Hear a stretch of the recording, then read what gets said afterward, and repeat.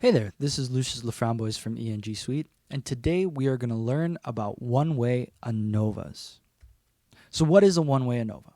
Well, a one-way ANOVA is a type of ANOVA, and if you're not sure what ANOVA is, it stands for Analysis of Variance. Go ahead and check out our previous video on ANOVA overviews.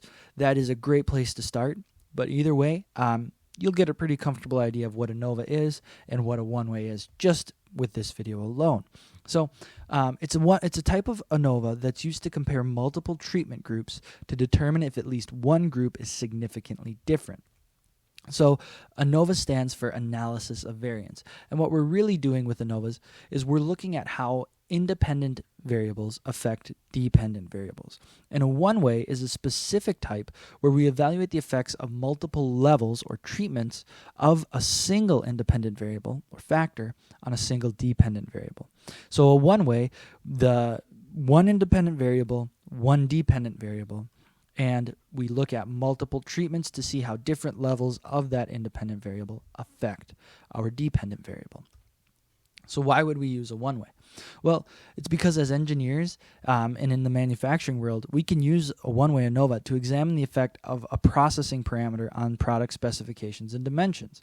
Remember, we're looking at one independent variable at multiple levels. So we can study the effect of that, so like temperature, let's say, at different temperature levels, and we can see how that affects things like cycle time, costs, or even dimensions or product specifications. It really gives us a method of evaluating and learning more about our processes and can even help us optimize our processes so that we are producing the best parts for the best price. So what is an ANOVA table?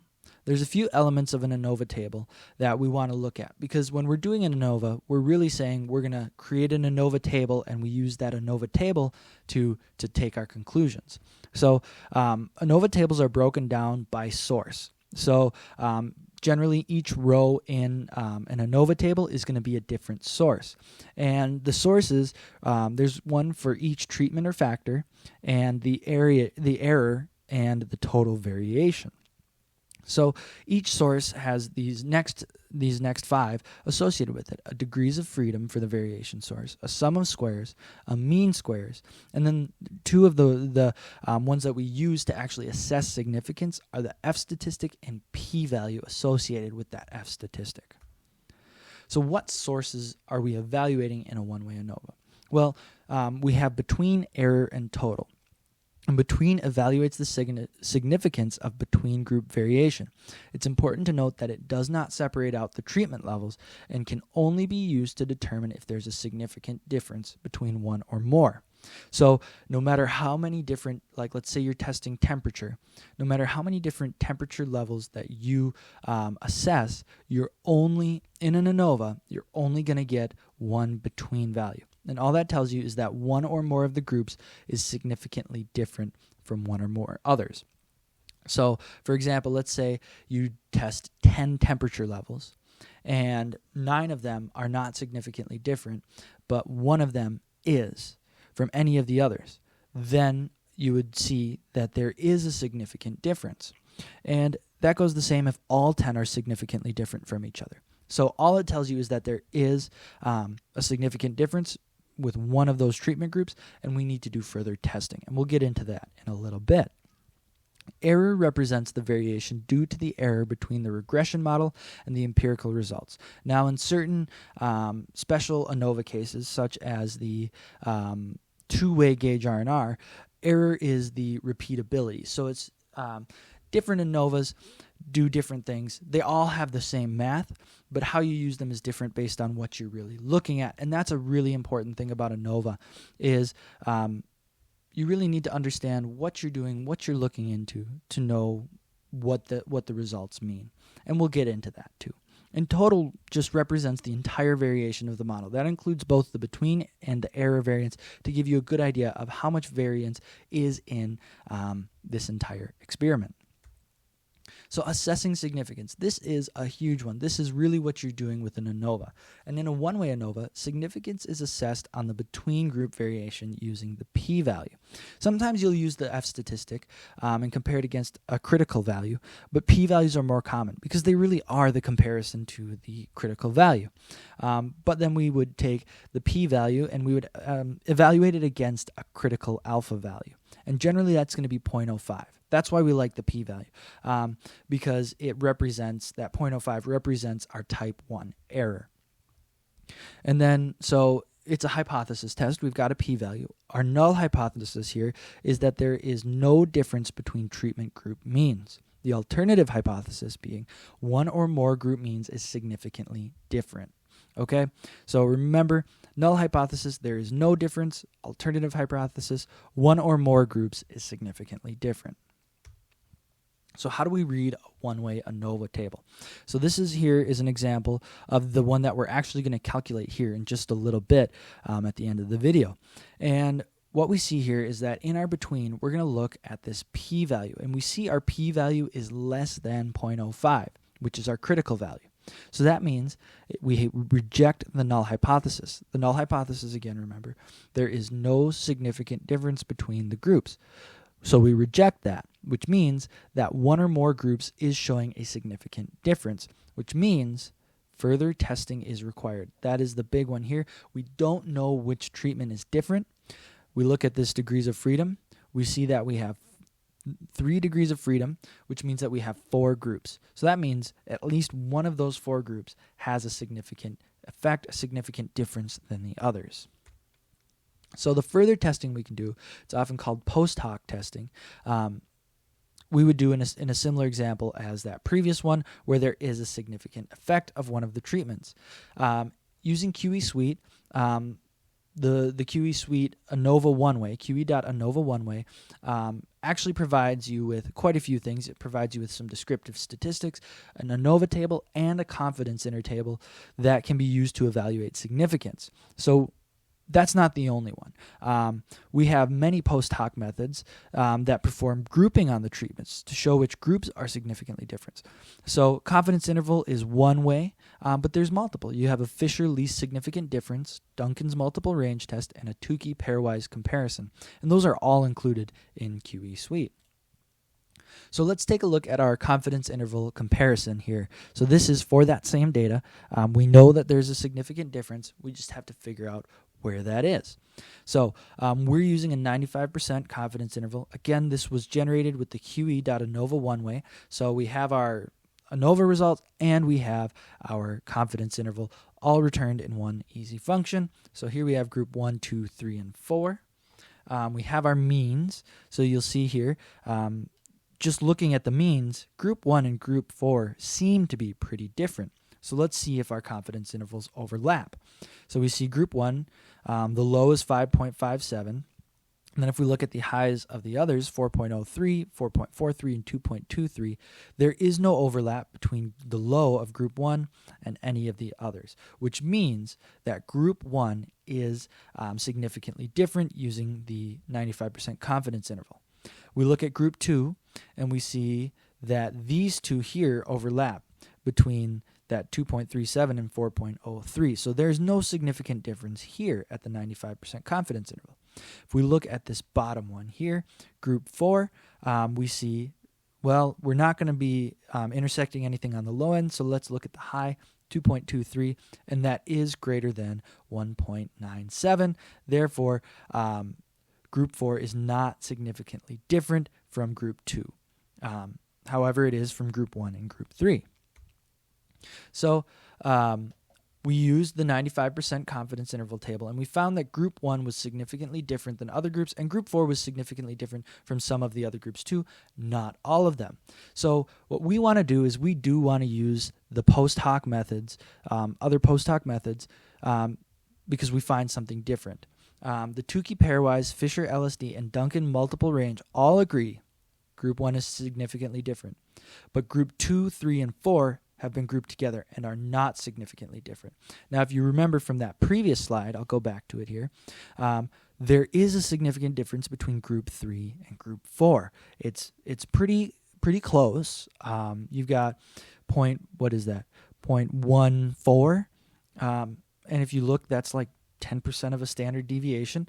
And if we come over here, these other methods all agree. So what we're probably going to want to do is, using all of our methods, say, yep, group 1 is significantly different, but group 2, 3, and 4 are not significantly different. And that's why we give you so many different methods, because you really do want to be trying as much as possible. That way you really do rely on as much information as possible.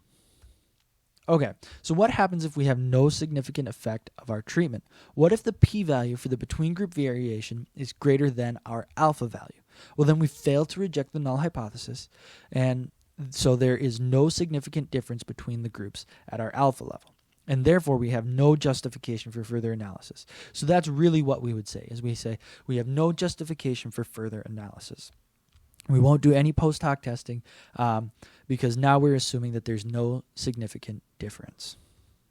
All right, time to get into the math of a one-way ANOVA table. And this is kind of where it gets interesting and complicated. So we'll start easy with degrees of freedom. So here you see we have our ANOVA one-way table up in the corner, and we have our sources, between, error, and total. And for the degrees of freedom for between, it's the number of treatment groups minus 1.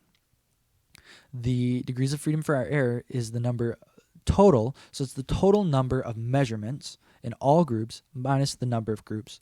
And then our DF total is the total number of measurements minus 1. Sum of squares. This is where it starts to get complicated and really where the meat of this all happens. So our sum of squares for between is the sum for all groups of ni, the number of measurements in group I, times xi, which is here, you'll see the mean of group I. So the mean of group I minus the grand mean. So the between group sum of squares can be said to be the sum of the number of measurements in each group times the squared deviation of the group mean from the grand mean. Now, SS error, that is going to be across all groups. You're taking each individual measurement minus its treatment mean squared, okay? And when we're looking at the actual data in Excel, this is going to make a lot more sense, but we're the sum of the squared deviation of each measurement to its group mean. And then the total is very similar to the error. We take each measurement, xij, minus the grand mean. So instead of comparing it to its group mean, it's to the grand mean, and then the sum of the squares of that as well. Okay, mean squares, we're getting easy again. For each of these, between error and total, the mean squares is just the sum squares divided by the degrees of freedom. So for between, it's SS between over DF between, error SS error over DF error, and for total, SS total over DF total. So now we're looking at F, and we only do the F for our between. So we're going to do the F and the p-value here in one slide. So for our between, it's the mean squares of our between, this one here, over our mean squares for our error. And that gives us an F value.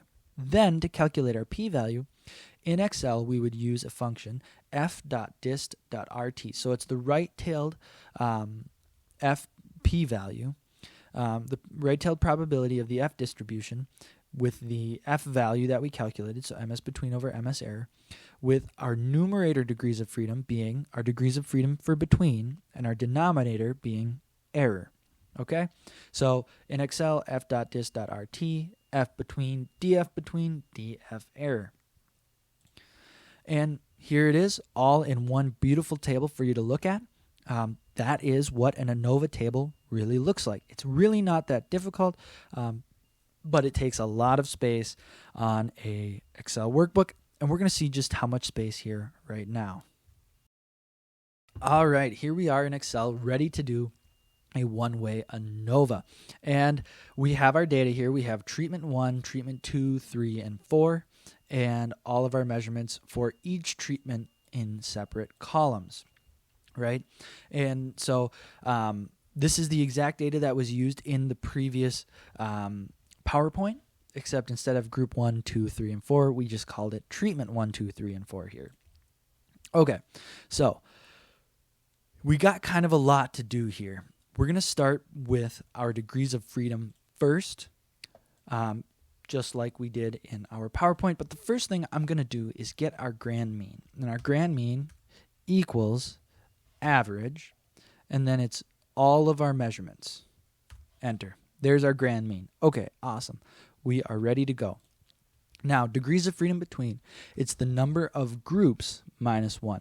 Now, we could just say 4 minus 1, but just to show you how you might set up something in Excel, I'm going to do count, and count only works. You know what? I will. I'm going to use count A, and what count A does is it counts all filled cells, not just number cells. So then count all of our treatment names minus 1, and there we have a degrees of freedom of 3.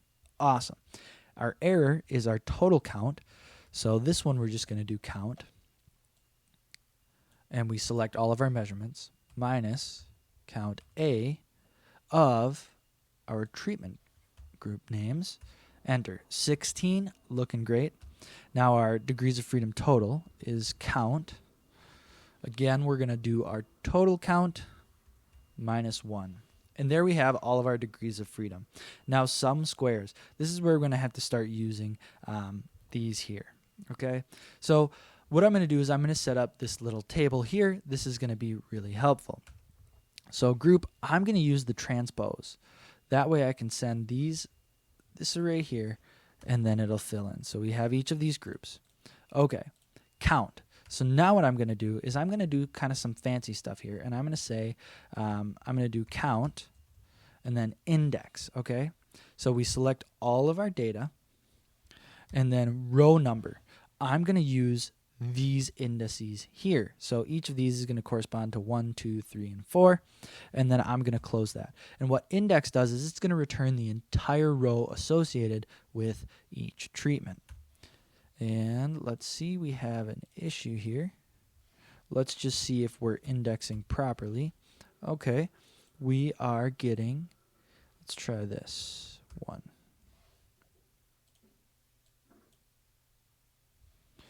I see.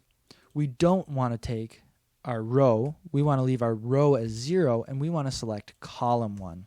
There we go. Now we're getting it. Okay, my apologies there. And then we will just count, enter, and there we go, 5. Okay, so now what we're going to want to do is we're going to want to F4 to absolute reference both of those. And then drag it down, and we see they're all 5 as expected. So now we're going to do a similar thing. So I'm just going to copy this, and we're going to paste that. And instead of count, we want to take the average. 6.6. Perfect. There's all of our means. Okay, so now we're going to calculate our sum square between for each of these groups. That way, we would then sum these to get our sum between. Okay, so if you remember, our equation for the SS between is the sum of NI times the squared deviation of XI from the grand mean. So equals count NI times, and we're going to say power, our mean, group mean, minus our grand mean, and I'm going to F4 to absolute reference that, and then we square it. Enter. There we go. And then we just double click to drag down, and everything looks good. So now our sum of squares is just going to be the sum of all of those. There we go, 75.75. This is looking awesome. Error. Okay, so in here we have an error matrix.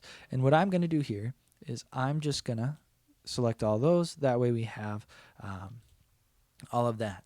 Okay, so our error matrix, if you remember, what we're doing is we're taking the sum square of the difference of each value here minus its treatment mean. Okay, so here for treatment 1, I'm going to say equals that minus the treatment mean, right? Okay, but I kind of want to automate this. So here's what we're going to do. We're going to say, we'll leave this, and we'll say minus index. I love index. It really helps out when you're doing matrix stuff like this. And for our array, it's actually going to be this mean column. And we want our row number to be the treatment number. So what we're actually going to do here is, let's see if I remember how to do this. Our row number we want to be, let's try this. Let's try number, and we will take replace that, and we will do start at 0, and then length of treatment space. All right, and fill it with nothing. Oop. Let's see what we got here, because we're getting an error. Okay. Take this back out. And yes, still getting an error. Let's try this. Yes, still getting an error.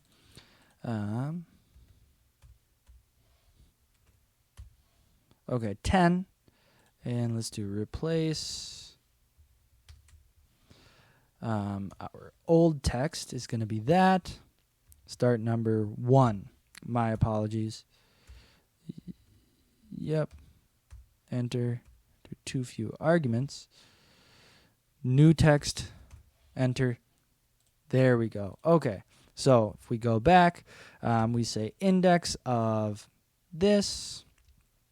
Row number is going to be that. There we go. So now we want to absolute reference this, and we want to absolute reference that row. And then if we look there, awesome, we are getting all of those. Go this way, still working. Now all we have to do is take that minus that. And there we go. Awesome. So now we have our error matrix. And then all we have to do is equals sum SQ of all of those values, and we get 47.2. Awesome. So now for our total, we're just taking the difference of each of these from the grand mean and then summing squares. So we can actually do sum square, and we can select this whole array minus the grand mean. And that does not look right. Let me check our one way. Oh, that is right. I guess I forgot what the value is. Awesome. Okay, 122.95. There we go. Now, like I said, super duper easy, these mean squares. We really did all the hard stuff. Just equals our sum squares over that degrees of freedom. 25.25, drag it down. There we go. Now our F is just our MS between divided by our MS error. P-value is going to be equals f.dis.rt, and then our F statistic, our numerator degrees of freedom, because between mean squares was on the numerator, then denominator, because our error was on the denominator. And there we go. We have done an ANOVA. And that wasn't too bad, but let's check our results, and let's use QE Suite, ANOVA One-Way.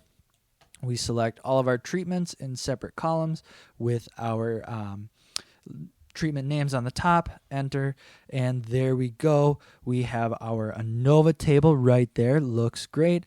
And then we have our confidence intervals too, along with our treatment means. Well, that's it for an ANOVA One-Way. Not too bad. Pretty easy and super duper powerful. In later videos, we will actually do some real life examples to show you how to use it and some conclusions that can be drawn. Thank you so much for watching. Have a great day, and please do something awesome.